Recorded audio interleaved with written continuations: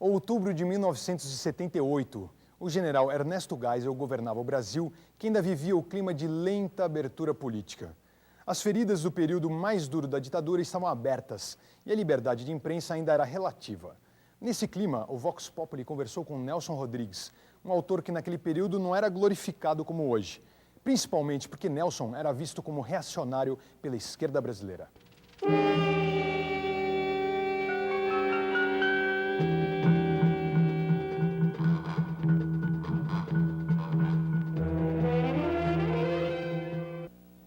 O senhor é uma pessoa que se posiciona sempre contra as manifestações populares, as reivindicações coletivas, ironizando as passeatas e as pessoas que delas participam.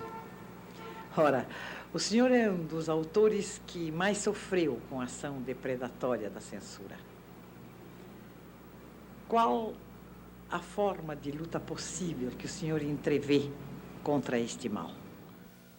Em primeiro lugar, eu não sou absolutamente contra todas as manifestações populares. Eu direi que sou a favor de quase todas. Agora, o negócio da passeata, a passeata era uma coisa, em primeiro lugar, de um ridículo atroz. Eram os filhos da grande burguesia. Nunca houve na passeata, nunca foi visto na passeata um negro. As passeatas eram granfinas, eram os gozadores. Agora, e esses gozadores, ainda tinham o pior mal desses gozadores, é que eles não falavam do Brasil, eles falavam de Cuba, falavam do Vietnã, falavam do Terceiro Mundo, falavam de qualquer coisa. O Brasil não existia para eles. Eu vi a rua do ouvidor, não existia para ele. Eles pichavam para Cuba, Vietcong, está dando parede. Agora, brasileiro, não botava brasileiro nas paredes. Achavam que o pobre do brasileiro não é digno de pichar uma parede. Então, eu sou contra, são as manifestações falsamente populares, só isso. Agora, a pergunta indagava também de você, Nelson, que forma você vê de luta contra a censura? Contra a censura? Eu acharia, a censura só tem um sentido, é o da impropriedade. Ela diz, garotos, quer dizer, autoridades no assunto, diriam, impróprio até 12 anos, impróprio até 14 anos, impróprio até 15 anos. Porque vamos admitir, isso é o máximo que eu posso admitir, é que certas peças não devam ser vistas por menina de 12 anos. Compreendeu? Aliás, eu acho que as minhas, mesmo as mais violentas, deviam ser assistidas por adolescentes, pelo menos por adolescentes, para que a adolescente tenha uma visão da vida. Nelson Rodrigues, o que você quer dizer com padre de passeata e freira de minissaia? Minissaia é que realmente apareceu, nasceu, desabrochou na vida brasileira, na comunidade brasileira, nasceu a freira que, na ocasião, vestia minissaia. Saía deixava os seus atos e vestia minissaia, e assim saía. E parecia tudo na vida, menos minissaia. E padre passeata é o antirreligioso, é o anticatólico, é o anticristão, é o gozador, é o exibicionista, é o sujeito que há muito tempo não vê Deus. E se encontrasse Deus na esquina e Deus lhe estendesse as mãos, ele diria, não tem trocado. Portanto, tão estranho, Deus se tornou para o padre passeata. É isso, o padre passeata e a freira de minissaia. São dois marginais da religião. Senhor Nelson Rodrigues, o senhor foi um grande amigo e um grande admirador do grande escritor católico Gustavo Corsão.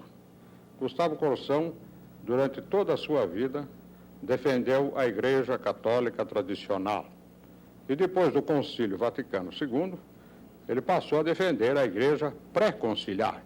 Isto é, ele não aceitou as mudanças introduzidas na Igreja Católica, na liturgia, na atividade dos sacerdotes, enfim, em toda a estrutura da Igreja e na sua dinâmica, no seu funcionamento.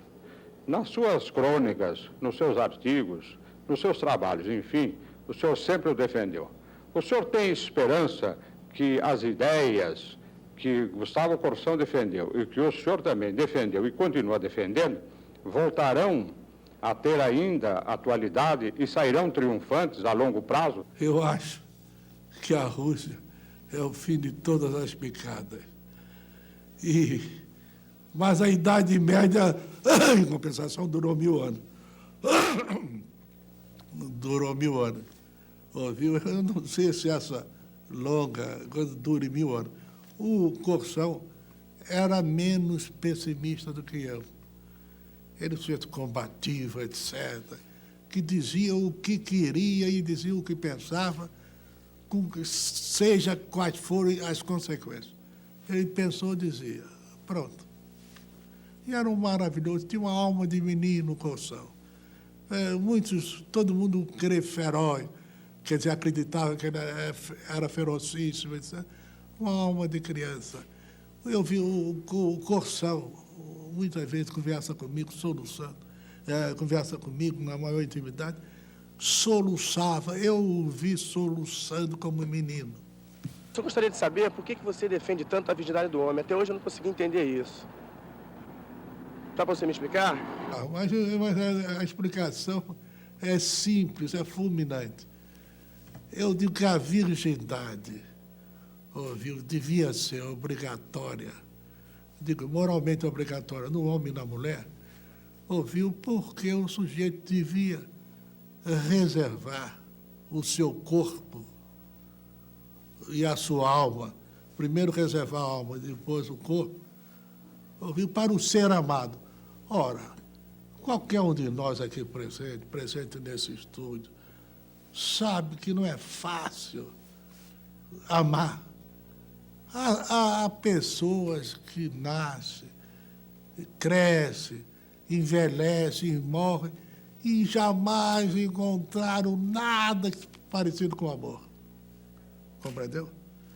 Então, portanto, é muito possível que um sujeito viva 80 anos e passe 80 anos sem encontrar ninguém que mereça o seu amor.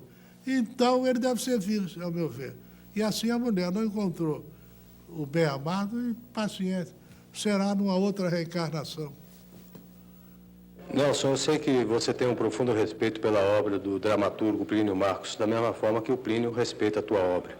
Então, eu gostaria que você traçasse um paralelo, se é possível traçar um paralelo entre a sua obra e a obra do Plínio Marcos. O que há de comum entre as duas e o que há de pontos de divergência que são fundamentais no seu ponto de vista? Eu tenho a maior admiração pelo Plínio Marcos. Uma vez, conversando com o Sábato Magaldi, crítico, talvez o único crítico teatral do Brasil, ele disse, se você tivesse que deixar um sucessor,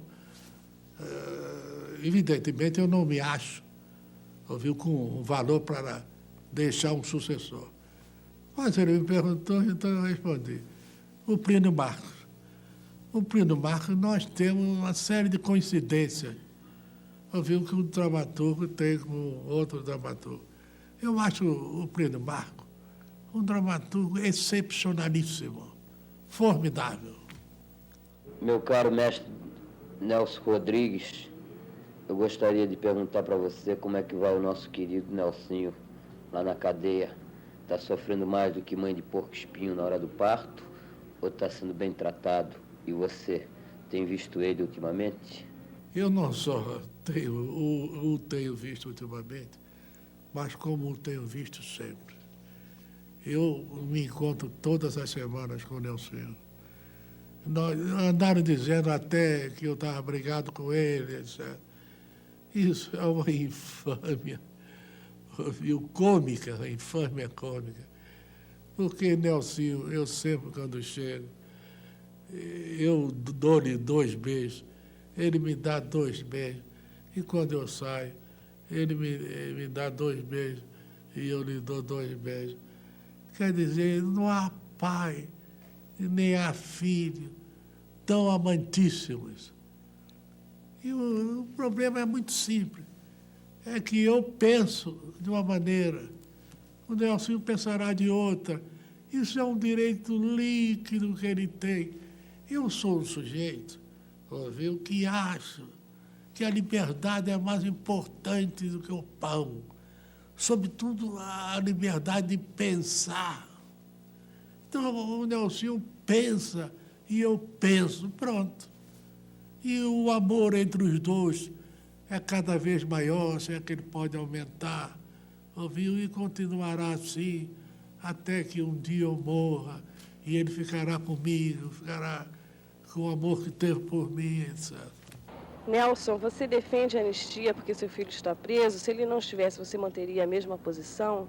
Meu filho também é gente, também merece a anistia, esse é que é o fato. E eu sou a favor da anistia, eu sou a favor. Eu sou contra o ódio. Eu tenho horror do ódio. Compreendeu? Não sou comunista, mas sou anticomunista. Mas não tenho ódio, nem dessa coisa que eu mais abomino, que é o comunismo. O comunismo como o praticam, como nós o conhecemos, por exemplo, o socialismo. O socialismo será, no seu estado ideal, um doce de coco, mas o socialismo, como nós o conhecemos e o vemos praticado, quer dizer, o socialismo totalitário, isso é uma coisa ignóbil. E me admira que um socialista totalitário tenha um descaro monumental de falar em liberdade. Mas o cara fala em liberdade, o cara engoliu o Pacto Germânico Soviético, o Pacto engoliu a escravidão, a castração espiritual de povos inteiros e vem falar em liberdade para cima de mim. Nelson, você que é considerado um dos maiores dramaturgos do nosso país e talvez o melhor dramaturgo do nosso país, você que nas suas peças aborda temas sociais, políticos, sexuais, enfim, você que preza tanto a liberdade nas suas peças, por que você, quando você deixa de ser o dramaturgo, você como homem que escreve, as suas ideias são totalmente contraditórias e você realmente pode até ser chamado de reacionário? O problema é o seguinte, quanto ao fato de eu ser chamado de reacionário, eu próprio escrevi um livro e coloquei no livro reacionário. Eu sou reacionário. E explico por que sou reacionário. Porque eu sou pela liberdade. Como eu já disse, acho a liberdade mais importante do que o pão. Isso é o reacionário, porque o não reacionário é o comunista, por exemplo. O comunista não tem liberdade de imprensa, não tem liberdade de greve. O único país no mundo, o Paraguai tem. O país no mundo é a Rússia, que não tem. Quer dizer, os países sociais, as repúblicas socialistas, não têm direito de greve. Lá a greve é paulada. E liquida sumariamente. E seria de achar graça uma tentativa de greve na Rússia. É coisa cômica, né? Que um sujeito se lembra de fazer greve na Rússia. Agora, e nem liberdade de imprensa, porque lá na Rússia foi um jornalista americano lá, visitou as oficinas, etc., achou muito bonito tudo, e disse, agora eu queria ver a redação. E aí é que ele soube, caiu-lhe a cara no chão, ele soube que os jornais da Rússia não têm redação. Redação para quê? Para escrever, o negócio já vem escrito. Para pensar, O negócio já vem pensado. E, portanto, não tem. Quer dizer, são os caras que querem isso, fazem disso o seu ideal, que me chamam de reacionário. São os gaiatos.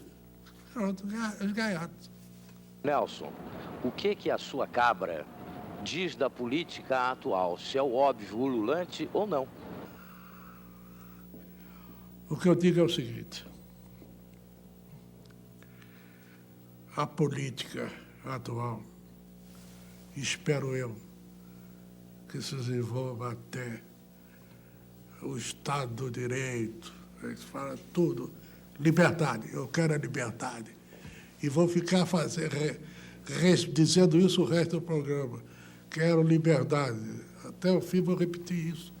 Se vocês não me deixam pensar em outra coisa, eu digo que a liberdade é mais importante que o pão. Pronto.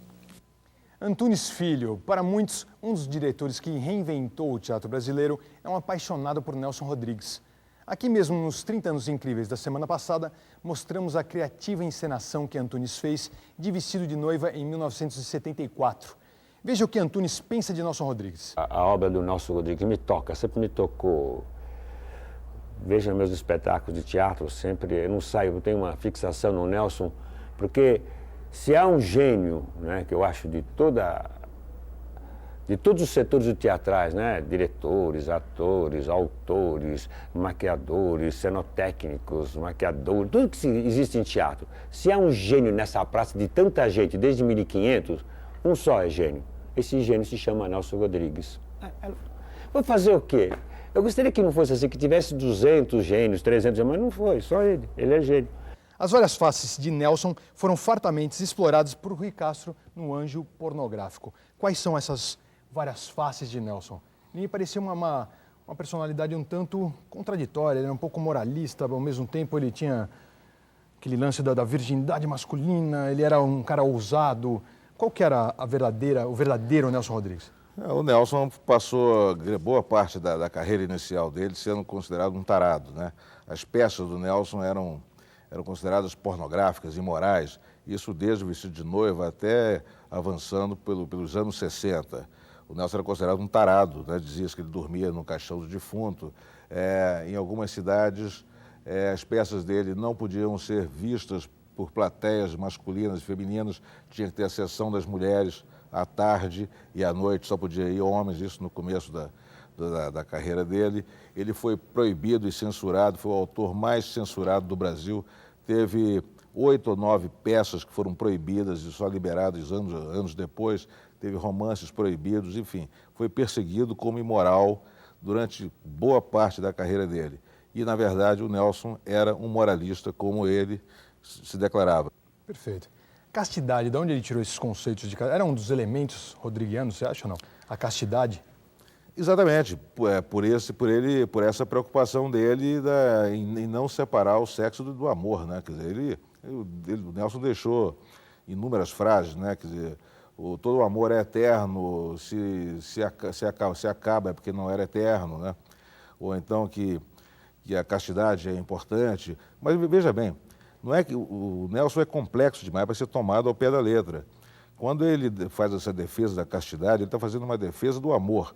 Mas, ao mesmo tempo, ele sabe que o ser humano não é casto.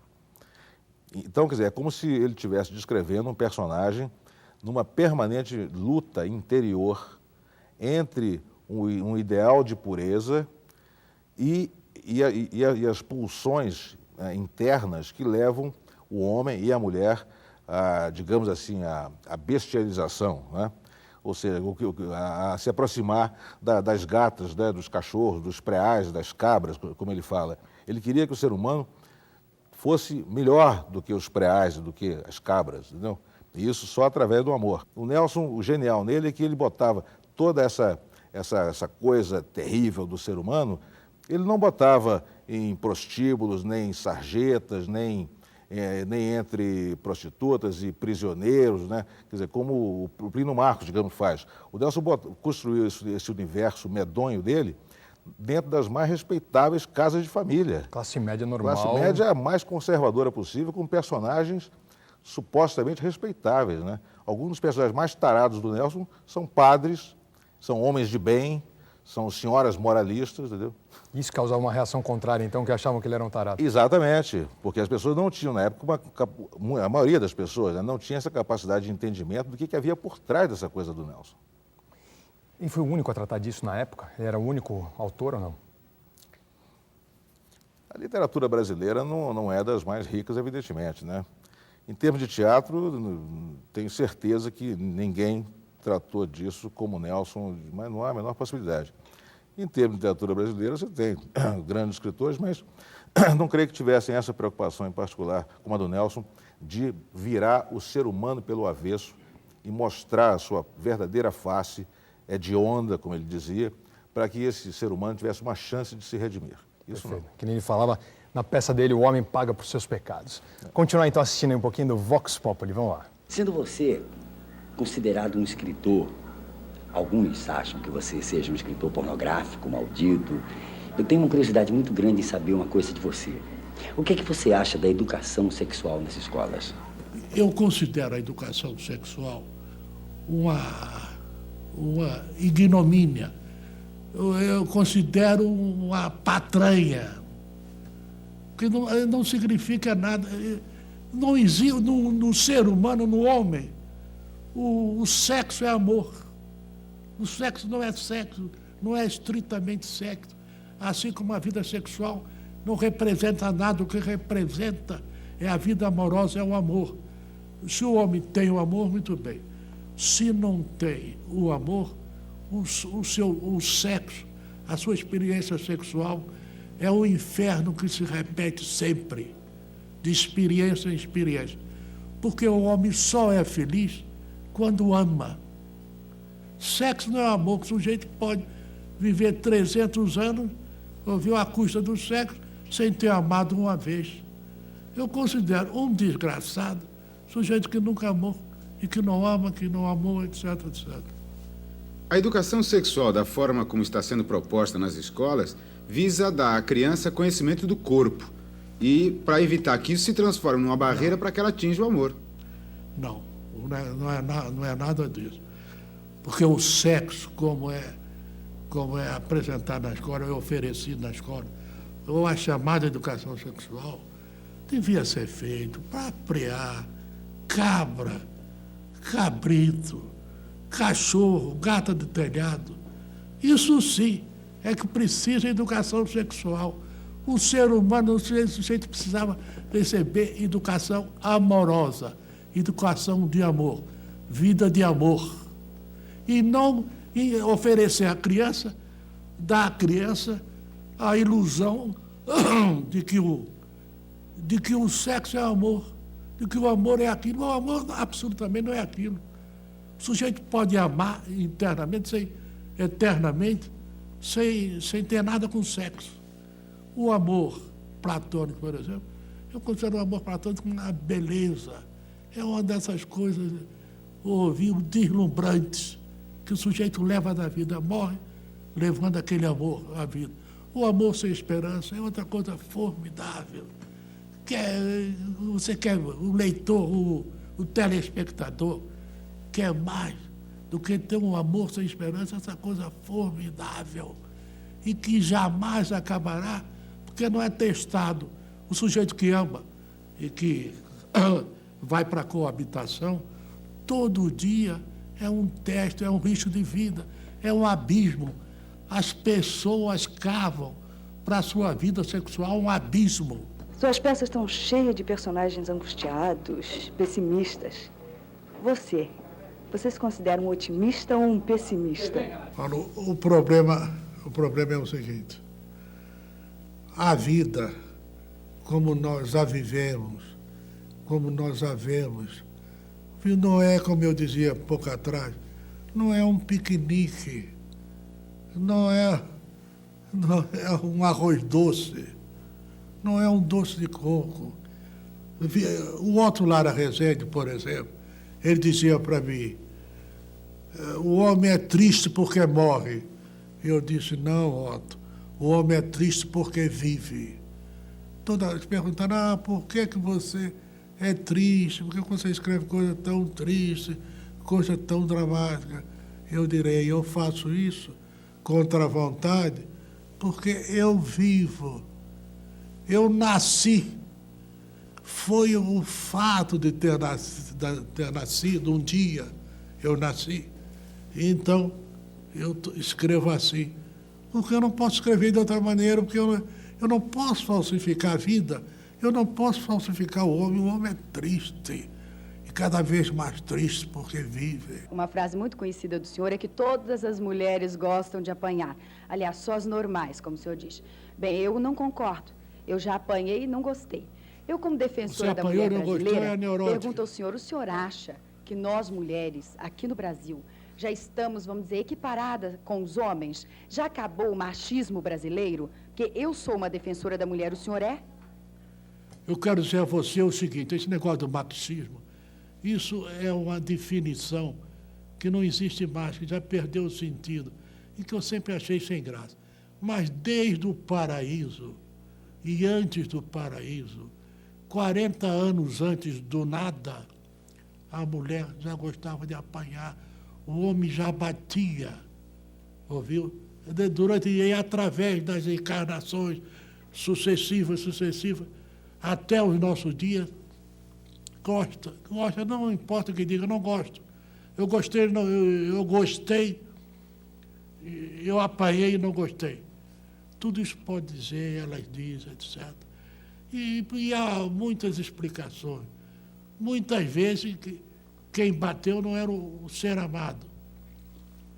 Porque o importante é preciso que a bolacha venha do ser amado.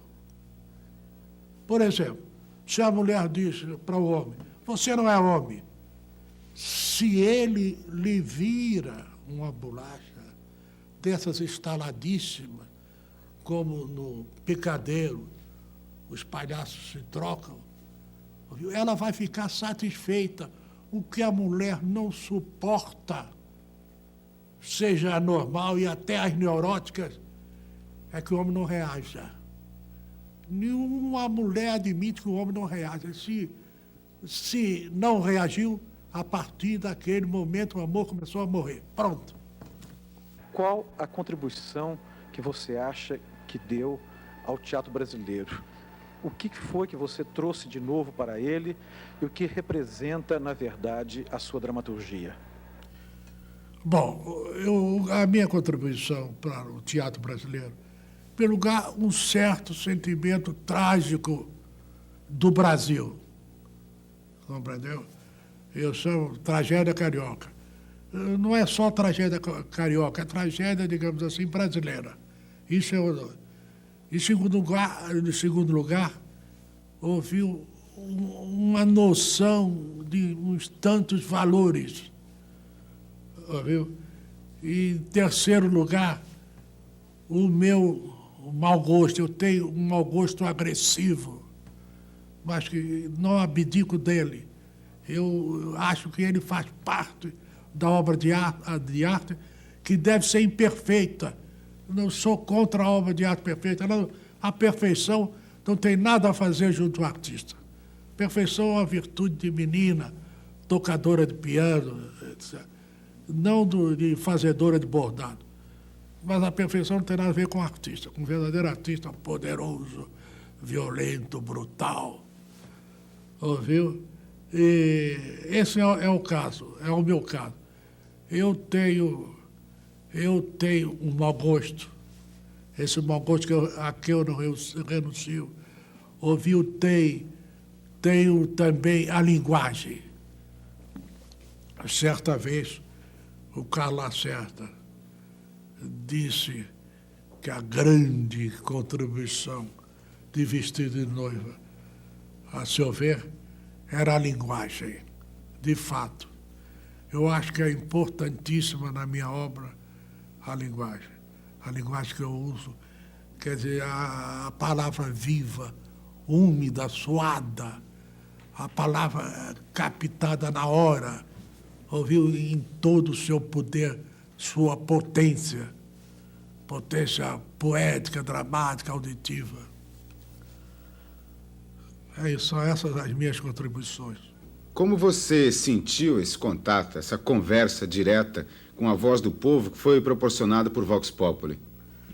Olha, eu gosto, assim como eu não acho que o povo não é um gênio, ao contrário do que os gaiatos acham, eu gosto muito do povo. Acho que o povo, ela merece amor, não merece admiração, não merece que a gente se faça dirigir por ele, porque ele não pode dirigir, coitado.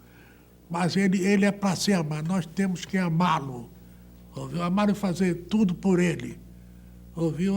Evidentemente não vai dizer, não, porque o povo, tudo isso, esse sujeito está querendo mais um voto. Mas eu acho isso. Eu sim, gosto muito de falar com o povo, eu entendo inclusive o povo, eu entendo a língua do povo, eu entendo a alegria do povo, eu entendo a tristeza do povo. Eu me lembro de um criolão, eu ia para o jogo, passei no café, um sol tremendo de rachar catedrais. Ouvi, de repente, veio aquele crioulo, suadíssimo, esculpido em suor e cheiro, e chega junto de mim, me dá um abraço, Nelson Rodrigues.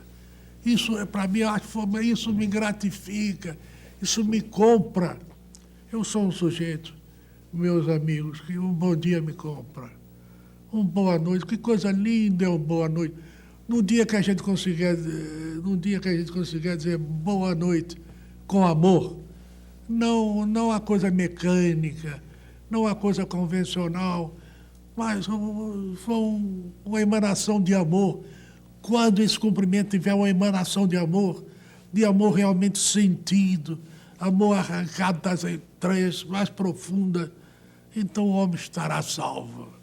Agora, o homem dizendo bom dia, como quem diz, e ao mesmo tempo pensa, ora vai-te para o diabo que te carrega, isso, enquanto houver isso, houver essa dualidade do bom dia por fora e do bom dia por dentro, nós estamos mal, muito mal. Mas achei formidável essa conversa com o povo.